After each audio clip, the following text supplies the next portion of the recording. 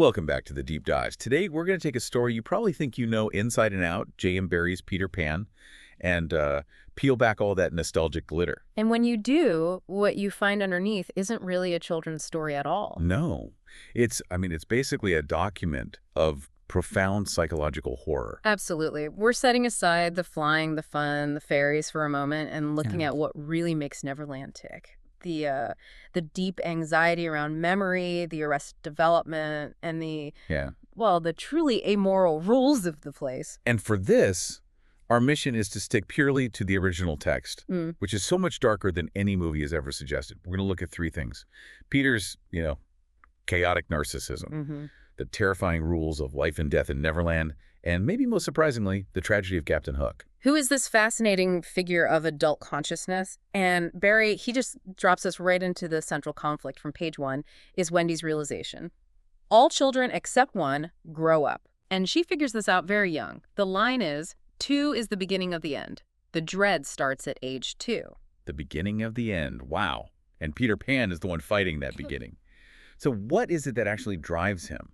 Why does he refuse to grow up? Well, his origin story is, it's pretty simple, but it explains everything. He tells the other children he ran away from home after he overheard his parents talking about what he was going to be when I became a man.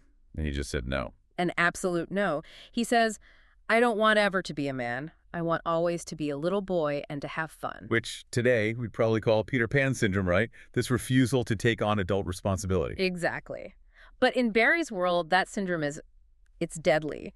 And this is where the real horror of Neverland starts to creep in. It's the rule Peter has to enforce to keep his fantasy pure. You're talking about the Lost Boys? Yeah. The book is shockingly blunt about this. It says, the boys on the island vary, of course, in numbers, according as they get killed and so on. And when they seem to be growing up, which is against the rules, Peter thins them out. He thins them out. Thins them out. I mean, that phrase is just chilling. It's not about fun and games anymore. How can any of those boys live happily, knowing that if they have a growth spurt, their leader might, kill them? Well, the joy can only exist because of Peter's complete and utter narcissism and, crucially, his lack of memory.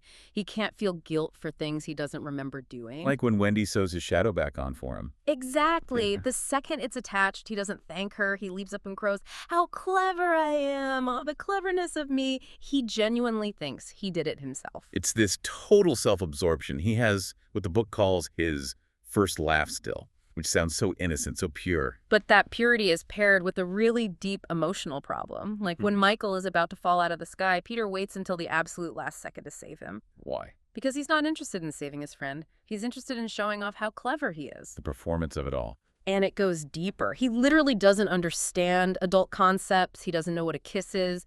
He offers Wendy a thimble. He can't read or write. But the biggest thing is the memory. He doesn't have one. It's not just forgetting little things. No, he forgets people. After he finally kills Captain Hook, he immediately forgets who Hook even was. And years later, when Wendy asks about Tinkerbell, he just says, I forget them after I kill them. I expect she is no more. I forget them after I kill them. Yeah. That's the core of it, isn't it? If Peter's the embodiment of forgetting, of chaos, where does the story give us the opposite? The resistance to that. The resistance starts back home with Mrs. Darling. Every single night, she goes into her children's minds and she tidies up. She puts everything in order. And what she's tidying is just pure chaos. The book's description of a child's mind is incredible. It's got things like murders, hangings, verbs that take the dative, chocolate pudding day. Total anarchy, right? And the mother is the force that brings order and memory to that chaos. So Wendy tries to become that figure in Neverland. She tries. She becomes the mother figure. And her main job is fighting the island's magic of forgetfulness. She even makes the Lost Boys take exams. Exams on what? On their old lives. But here's the heartbreaking part. The questions are all in the past tense. What was the color of Mother's eyes? It shows that Wendy, she's losing the fight too. She's starting to forget.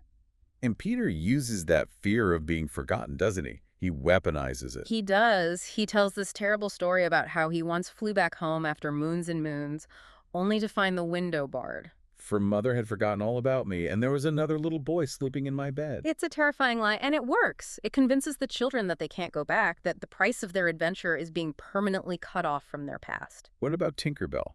She seems like another kind of pure, raw emotion. A very pure emotion. We're told fairies have to be one thing or the other. They can't hold two feelings at once. So her jealousy of Wendy is absolute. To the point where she tells another boy to shoot the Wendy. A straight-up murder attempt. But then later, she makes the ultimate sacrifice. She drinks the poison Hook left for Peter. And she's only saved when children everywhere clap because they believe in fairies. Which is so important. It shows Peter's total dependence on external validation. He doesn't run on love or loyalty. He runs on belief, on attention, on having a mother figure organize his life. He needs these simple, explosive emotions because he can't handle anything more complex. So if Peter is this chaotic, amoral child, then Captain Hook is his perfect opposite. He's the tortured, complicated adult. He really is, and his backstory is fascinating. He went to a famous public school, he's a man of breeding, and his entire inner life is just dominated by one question: have you been good form today? Good form. It's his conscience, the stern tap, tap, tap in his head. He's suffocated by all the rules and traditions that Peter just floats right over. He's the weight of civilization in a way. Even his violence is polite. The book says he would even rip you up with an air. Yes. The narrator says the truest test of breeding is being sinister while being polite. He's a walking case study in the psychological burden of being a proper adult. And that burden is made literal by the crocodile. Right. Oh, absolutely. The crocodile that ate his hand also swallowed a ticking clock. So Hook isn't just afraid of the animal. He's afraid of the sound. He's terrified of the sound of time running out. It's his own mortality tick-tocking behind him wherever he goes. It is the ultimate adult anxiety. And he's so isolated. He's described as cadaverous with eyes of profound melancholy. He feels alone even when he's surrounded by his crew because, they're socially inferior. He is a prisoner of his own standards, which is why his hatred of Peter is so existential. It's not just that Peter is the hero. It's Peter's cockiness that drives him mad. It makes him feel like a lion in a cage into which a sparrow had come. So in their final fight, what is it that Hook really wants? He wants one thing. For Peter to show bad form. He wants to prove that even this creature of chaos can be forced to break a rule of the civilized world. And does he get it? He gets it. In the most insulting way possible, Peter has him beaten, and instead of stabbing them, which would be proper swordsmanship, he kicks him. Kicks him off the ship. Kicks him into the crocodile's mouth, and Hook dies screaming, "Bad form!" It's this final, twisted moral victory for him. The adult rule book got him killed, but he died upholding it. So the complex adult is gone, and the kids who can, go home. We see Mr. Darling punishing himself in the kennel. But Mrs. Darling, the organizer, she is still there. She insists the window must always be left open for them. Always. Always. But there's one last cruel trick from Peter, isn't there? A truly cruel one. He flies ahead of them and bars the window himself, trying to make Wendy think her mother really did forget her. But he changes his mind. He sees Mrs. Darling crying and he can't go through with it. He unbars it and flies away, choosing to stay outside forever, barred from the one joy he saw. And the Lost Boys, they get adopted. But that's the end of the magic for them. They grow up. And they lose the ability to fly because they no longer believed. The book is brutal in describing their futures. They get these very specific, very mundane jobs. Right. Some go to an office. Michael becomes an engine driver. Bound to a track, literally. Slightly marries into the aristocracy and becomes a lord, trading one kind of freedom for another kind of cage. And Toodles becomes a judge. A judge in a wig. The ultimate symbol of rules and judgment. They've all traded chaos for conformity, but I think John's fate is the saddest. He becomes the bearded man who doesn't know any story to tell his children. The imagination is just gone. Erased. But Wendy accepts it. She grows up, she gets married, has a daughter of her own named Jane, and Peter comes back years later. And he remembers nothing. The whole adventure was, to him, but as yesterday. Yes, who is Captain Hook? Forgets Tinkerbell completely. He's just locked in this loop, returning for spring cleaning every so often. Forever the child, peeping through the window at the one joy from which he must be forever barred. So the story really is this deep look at two ways of being. You have Peter's amoral, memory-free existence. And then the weight, the complexity, but also the comfort of growing up, even if it means you forget how to fly. So if we're going to leave you with a final thought, it has to be about that trade-off. The Lost Boys lose their magic when they stop believing.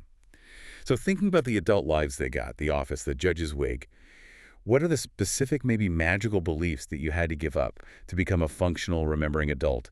And knowing what they lost, does that trade-off really make you safer?